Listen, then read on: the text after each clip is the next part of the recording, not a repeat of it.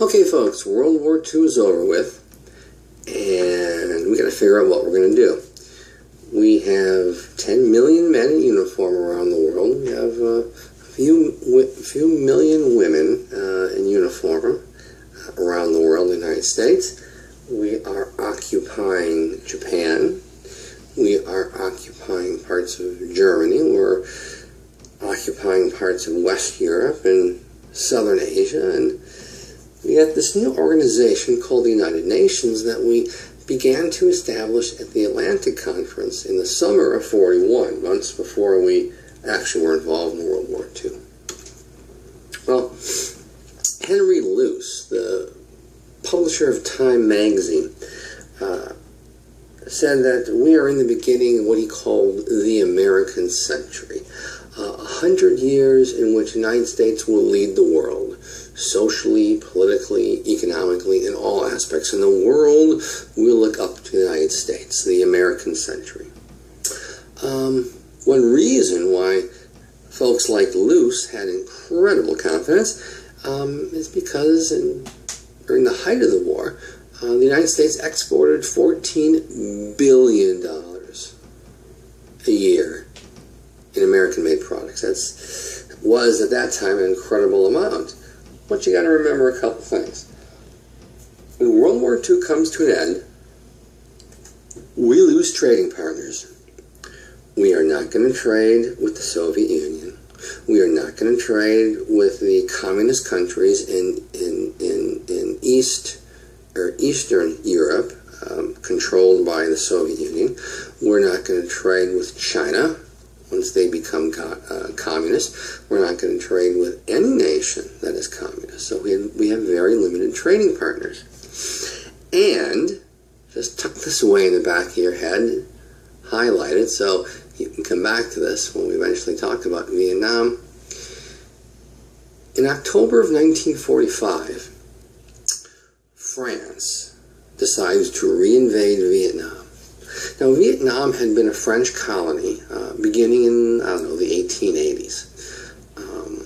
And because of World War II, the Japanese will invade and hold Vietnam. French lose Vietnam. The war is over with. The Japanese are forced to withdraw from Vietnam, and now France wants it back. But France is kind of messed up militarily. They just don't have the ship. So they turn to the U.S., they ask President Truman for help, and Truman says yes. In October of '45, the U.S. Navy begins escorting French soldiers to Vietnam. In October of 1945, the U.S. enters the Vietnam War. The United States will officially pull out of the Vietnam War. The last troop is pulled out of Vietnam April 30th, 1975. That is 29 years and 6 months involvement in Vietnam.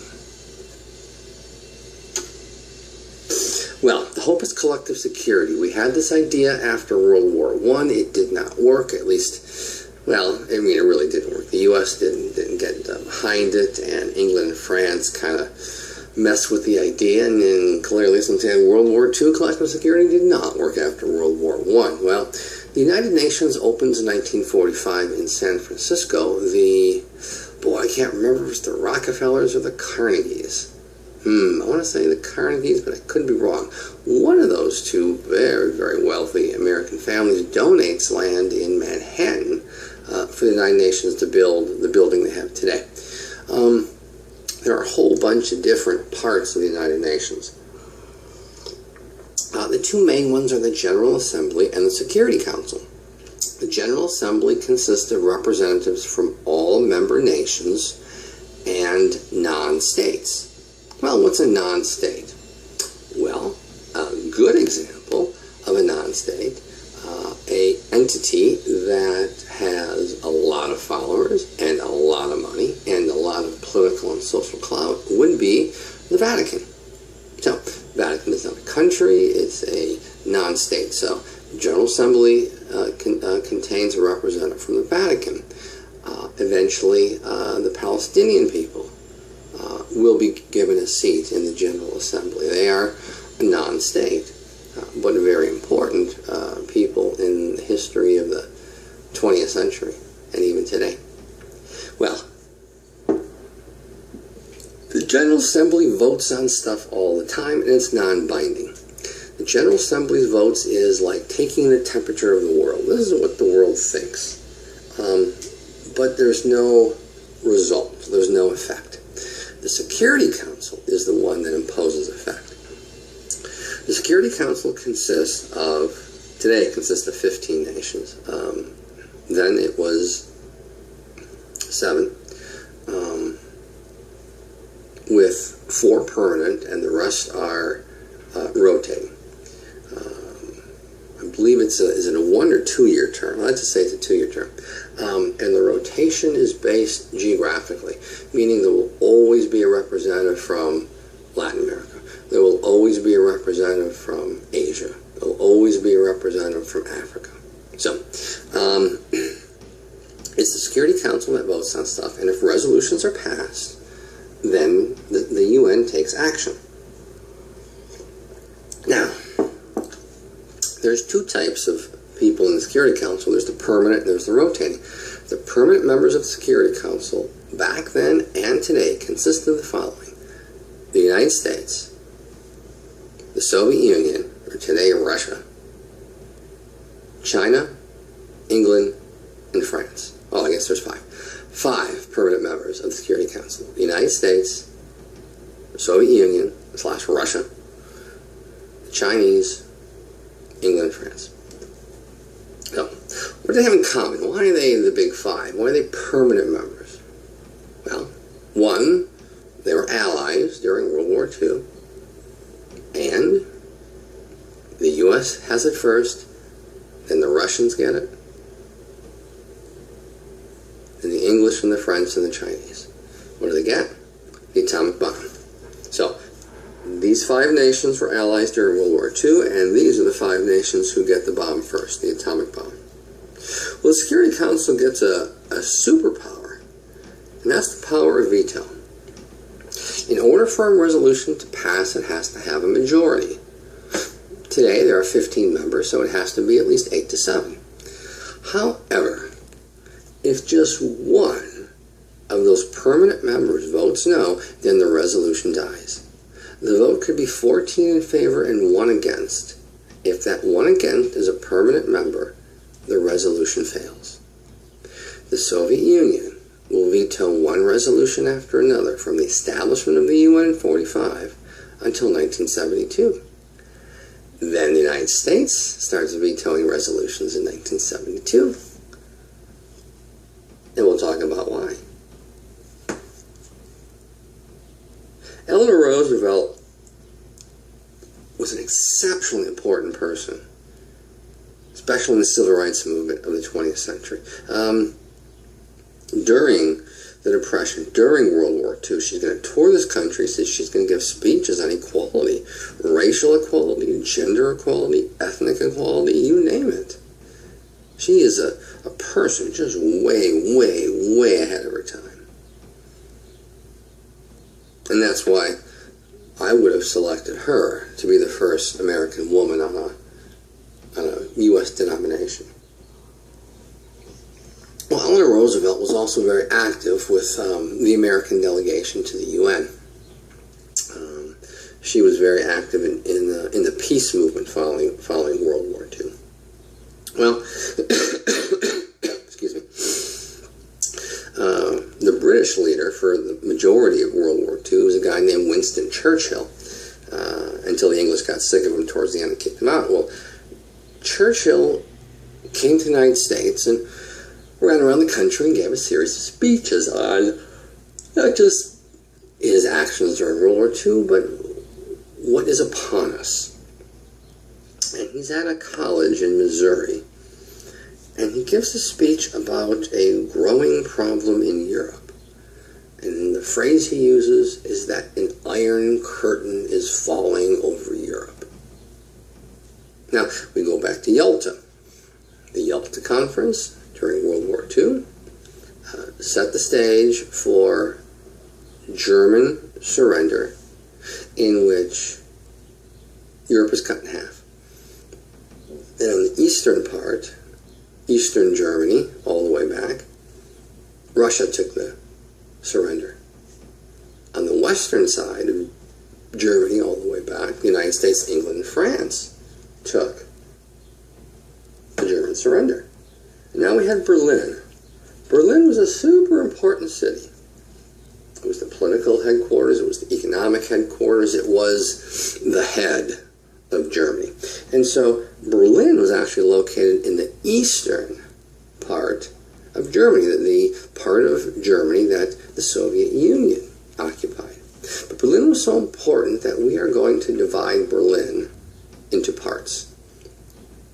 There's going to be the Soviet East Berlin, and then there's going to be the Free, or West Berlin, which will be technically controlled by England, France, the United States, but in reality, this is just an American baby to rock. So, Germany is cut in half, creating an Eastern Germany and a Western Germany, and then Berlin is cut in half, creating a East Berlin and a West Berlin. And Churchill warns about the Soviet motives in Europe. Well, the policy we had is called the policy of containment. The idea was this: there's nothing we can do about the existence of communism, so we're not going to do too much about it except prevent that certain ideology, as Truman would call it, from expanding. Allow it to exist where it exists, do not allow it to expand outside. That was the platform of the Republican Party in the 1860 election regarding slavery. They will allow slavery to exist where it exists, but they will not allow its extension. Well, we're doing the same thing in Europe. We will allow Russia to turn these nations into communists, but we will not allow communism to spread out. It's called the policy of containment. We are containing communism. Once upon a time, there was a diplomat, career diplomat, named George Kennan. George Kennan was first stationed in Moscow in 1933. And so he saw the evolution of the Soviet Union from a country during the Depression to an absolute beaten country during World War II, just economically, just destroyed. But they had this guy in charge, named Joseph Stalin. Stalin was absolutely brutal. The numbers are difficult to pin down because Stalin did not keep good records because he did not want the world to know. But the estimates are that Stalin had killed his own people somewhere between 12 million and 120 million. It's an incredible amount of people, everyone, even on the lowest end. The most the most conservative conclusion is only 12 million people. So he's going to have a tremendous amount of his own people killed.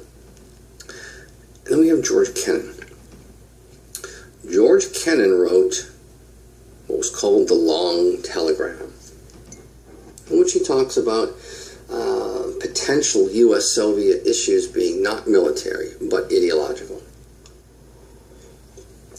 That Stalin does not have the will, the Russian people do not have the ability to actually launch a war. That communism will spread socially, politically, ideologically, but not through military means. And he writes this in something called the Long Telegram. Well, he'll eventually write an article, and it'll be published anonymously. The author will simply be called Mr. X in a foreign policy journal. And the title of his article is Sources of Soviet Conduct. And this is where he comes up with the policy of containment. That we are not going to roll back communism, allow it to exist, but do not allow it to spread. That's the policy of containment, and it was created by this guy, George Kennan. By the way, Kennan died in 2004 at the ripe old age of 100. Not too bad. Well, every president, starting with Truman, has their doctrine, and that's military ideology. What would we do if? And we initially had just one doctrine. The Truman Doctrine is about communism. Well, as the world changed, different presidents had different doctrines. They have a doctrine for Asia, a doctrine for Europe, a doctrine for the Middle East. Well, the Truman Doctrine was squared on Europe. And what do we do about what he called that, quote, certain ideology? And the idea was, we're going to contain it, that we are going to contain communism by giving countries fighting communism whatever they need short of U.S. troops. We'll give them food, we'll give them medicine, we'll give them guns, we'll give them bombs, we'll give them tanks, we'll give them whatever they want, but no U.S. troops. Well, shortly after the end of World War II, Greece implodes into a civil war. On one side, you have the democratic forces. On the other side, you have the communist forces. There is a massive communist ideological invasion of Turkey. And Turkey almost implodes into civil war with Democrats on one side and communists on the other side.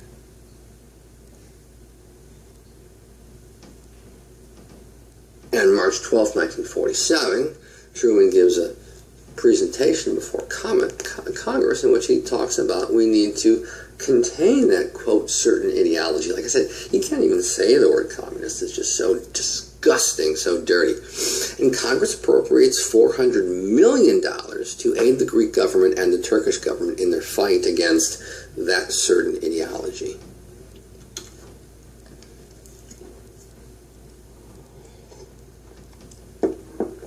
One day, hopefully soon, you will be at your graduation, at your commencement, receiving your bachelor's degree.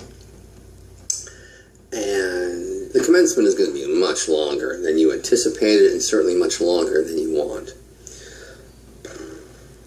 The president of the university is going to stand up and give a speech, someone who you've never heard of, someone who had nothing to do with your success, but he or she will say, I had something to do with your success. The trustees will get up one by one and applaud each other and give speeches, and you're saying, who the heck is this person? Let's just get on with it. And there'll be more speeches, more presentations, and then finally we have the big speech, the commencement speaker, the major speaker of the day. Now, you may or may not have heard of the person who's giving the commencement address. Sometimes they're really famous, sometimes they're not. And what you're going to want is for everybody to hurry the hell up so you can get your diploma and go home and start the celebration. Well, on June 5th, 1947, folks from Harvard are graduating. And they have the same idea. They want this over with as fast as possible. And the Harvard president, the Harvard trustees, all these people stand up and give speeches about how wonderful they are and all the help they gave you to graduate, blah, blah, blah, and you don't care. And then General George C. Marshall stands up to give the commencement address. George C. Marshall was the chief of staff, the head of the militaries. And he gives a speech. Now, you're going to expect the head of the Joint Chiefs of Staff to go on and on and on. His presentation is 15 minutes long, and in those 15 minutes, he will change the course of the 20th century. His idea is this. Communism exists because there is despair, there is loss of hope, there are massive economic problems. And so to fight communism, to contain communism, to ensure that communism does not spread, we need to rebuild the world. Literally. Homes, churches, shopping centers, courthouses, roads, railroads, everything. We need to rebuild the world. We need to create jobs, so we will build factories. We will rebuild the world in our image, democratic and capitalistic. That's how we're going to put to bed the silliness of communism. And he steps down. And the graduates of Harvard probably don't realize the significance of that 15-minute address. Shortly thereafter, Congress appropriates $12.5 billion to be spent in the next 4 years rebuilding Europe. And it works. Wherever we went, wherever we rebuilt that nation, wherever we helped recreate their infrastructure, their government, their economic system, we built schools, we built religious facilities, built grocery stores, everything. The countries that we did this to did not become communism. Well, as I mentioned before, we have Eastern Europe, we have Eastern Germany, we have Western Germany. The Soviets pick a puppet to be in charge of Eastern Germany. The U.S. picks a puppet to be in charge of Western Germany. Now, because of the World War II treaties, Yalta, for example, and then Potsdam, not only did we divide up the world, but the Soviets promised to hold free and fair elections. And then after the elections, they would withdraw. Well, no elections in 45, 46, 47, here we are in 1948. Well, remember that Berlin, which is in Eastern Germany, is divided. The Soviets control East Berlin and the United States controls West Berlin. Well, Joseph Stalin, probably one of the most brutal, evil dictators this world has ever produced, is ticked off at what the U.S. is doing in aiding countries in preventing the spread of communism. He's really ticked off at Marshall's idea, which became known as the Marshall Plan. And so, in June of 1948, Stalin declares all land routes to West Berlin are closed. Railroads, highways, canals. They are going to choke off the people of West Berlin. So what does the U.S. do? The U.S. says, we're going to start bringing stuff over there. And that's what we do. 24/7, 365 days a year. One plane after another. In, out, in, out, in, out. From June of 48 to May of 1949. 11 months, known as the Berlin Airlift. Some planes landed.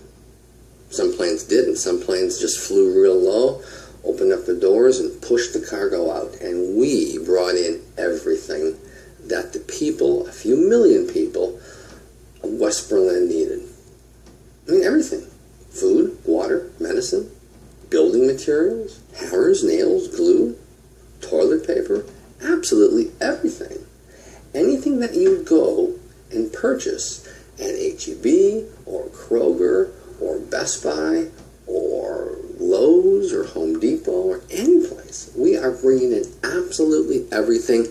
And Joe Stalin, in May of 49, says, okay, that's about it. I'm done. We're going to reopen the land routes to West Berlin. In the meantime, the Soviet puppet leader in Eastern Germany declares his own country, and he calls it East Germany. So the U.S. Man in charge of Western Germany declares his country West Germany. So it appears now in 1949 that the temporary split becomes permanent, with Germany becoming two countries, East Germany and West Germany. And this really catches Truman with his pants down.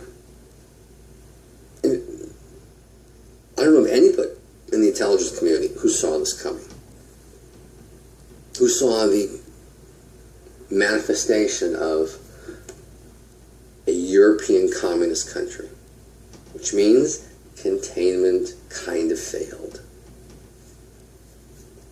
And Stalin, who found out, of course, was a liar, because he never did allow fair and free elections.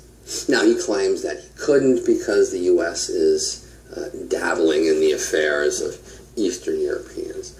Well, after East Germany falls to the communists, then Joe Stalin gets the rest of Eastern Europe to form alliances with Russia. Poland, Czechoslovakia, Romania, Bulgaria, etc., etc., etc. And so the United States says, we need our own military alliance. We need a military alliance of Western nations to prepare for a Soviet invasion, or I should say a Soviet-led invasion of Western Europe. And we come up with the North Atlantic Treaty Organization, NATO. When George Washington left office, he gave his farewell address. Nothing in the Constitution. There is no law or policy that said when a president leaves, he needs to give, one final shot over the bow. And his inaugural address, or his farewell address, was in part, here's some of the wonderful things I've done for you. And the second part is, and watch out for the following. Well, in George Washington's farewell address, he came up with some stuff that we should not do. And one of them was get involved in, quote, foreign entanglements. And what he meant by that was military treaties. Do not sign military treaties with foreign countries, especially Europe, because Europe goes to war all the time. If we sign a military treaty with England, then we'll be required to go to war every time England goes to war, or every time England is invaded. So, from the establishment of this country until 1949, we will not engage in military alliances. But because of what happens, both in Berlin and in the creation of East Germany and West Germany, the United States decides to break the last taboo created by George Washington, and we create a military alliance, which is still in existence today. Well, we are occupying Japan. We got to do something with it. We just can't militarily occupied forever. So